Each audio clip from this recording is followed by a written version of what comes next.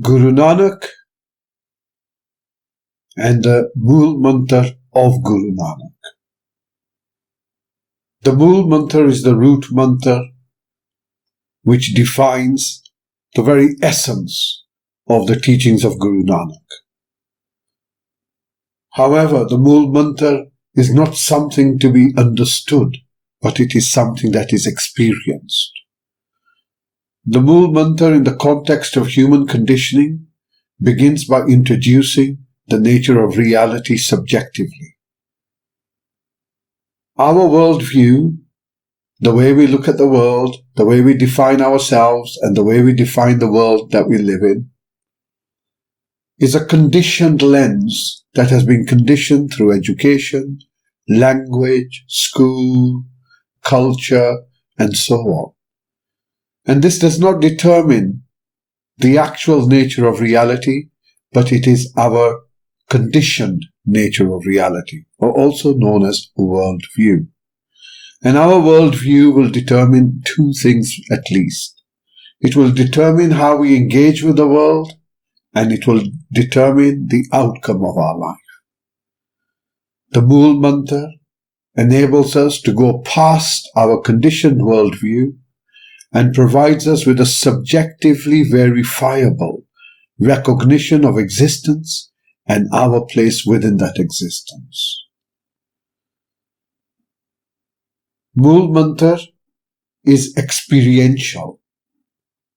It's not theoretical, it's not knowledge, but the actual experience of placing your hand in the fire, knowing the experience for what it is.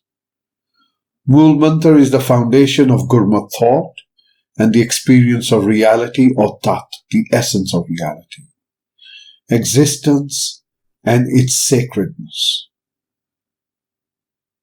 It represents the fundamental nature of existence, ultimate reality that is accessed through immediate reality, both as a personal, subjective, experiential level of here and now, but also at a transcendental level. Mool Mantra defines a reality which can be subjectively verified. Only through our experience of immediate reality, of here and now, are we able to experience the ultimate reality. For all action, all activity, all birth, all death, all that is happening can only happen in the present moment of now. It can only happen here and now. The Mool Mantra should not be considered in dualistic terms, which defines God. It's in fact the experience of God, existence, life itself, which itself is godliness, or sacred, and the way we live our life from this subjectively experienced worldview becomes our prayer. In other words, Mool Mantra enables us to experientially and subjectively, with our own experience, recognize not just what and who we are, but also this infinite, sacred, all dynamic, constantly changing universe that we find ourselves in today. Mool Mantra describes both the objective, observable reality and the subjective, experiential reality. It opens the gateway to a truly transformational and transpersonal experience when one engages with it from a non-dualistic perspective. Ongkaar is the vibrational description of this continuous creative conscious flow of creation, preservation, deconstruction, recreation, infinitum. Ongkaar. The absolute reality is non-dual, singular, manifesting itself through the desire, I am one, may I become many. It is consciousness at its primary reality. This is the primary cause of creation through an unstruck vibration which eventually manifests into a grosser, struck vibration or sound which is experienced experientially as Ongkaar or Om. Through this primal sound vibration, existence manifests as a self-aware, infinite continuum of unfolding moment of now. Ik Onkar Satnam Karta Purkh Nirbhav Nirvair Akal Murth Ajuni Saibang Gur Prasad. 1.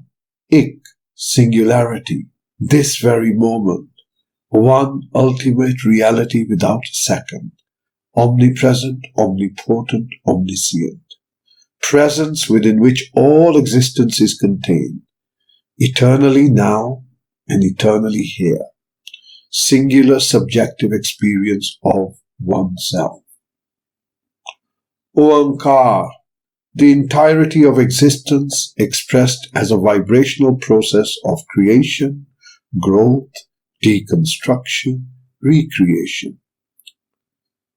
A sacred continuum expressed as constant changing of states of birth, growth, death, and rebirth. This primal sound Ongkaar represents the fourth state of manifesting creation, creating, preserving, and destroying. This applies to both those which manifest in time, such as thoughts, just as much as that which manifests in time and space, including the universe itself. Ongkaar represents the four states of consciousness. The three sounds in Om represents the waking, dreaming, and unconscious or dreamless sleep states. The silence is the fourth state, the Turiya, the silence within which all three states are contained. Turiya or Chothapad is the non-dual, pure consciousness experience of Anand, an ecstatic, joyful, and serene moment of now and here. The sound Om is also known as Purnava, meaning that it sustains all that there is, runs through every part of existence itself, for it is existence. Sat, from the Sanskrit word Satya, unchanging, truth, being, existence, consciousness, that which does not change. Isness, suchness, na, unfolding presence as existence, presence, Satnam, unchanging presence as the eternal now and here, the unfolding nature of Hukam.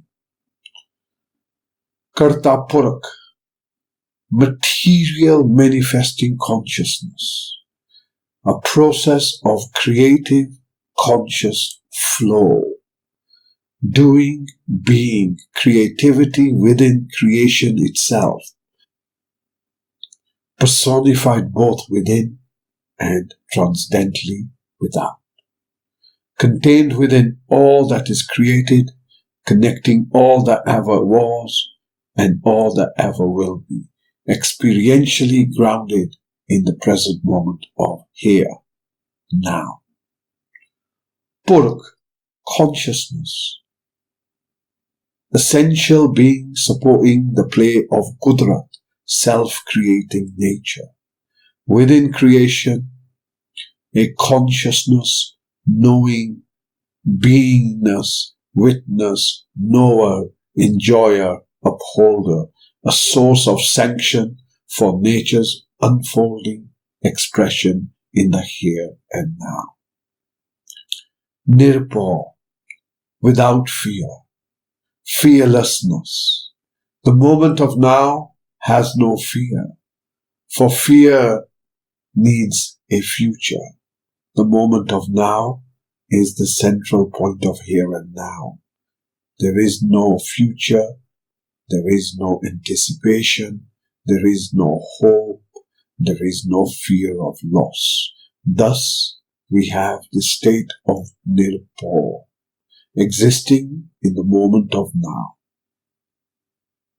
Fear, the absence of love, an absence where we fail to recognize the presence within which we are and the presence that we are. Nirvair, state without resentment, without hate, without anonymity. For those you need a past. In the here and now, we are here, grounded in the moment of now. For the mind is unable to go to the past and therefore generate any hate. Once again, Guru Nanak, through Nirpo, Nirvair, demonstrates that the essential quality of existence is in fact consciousness.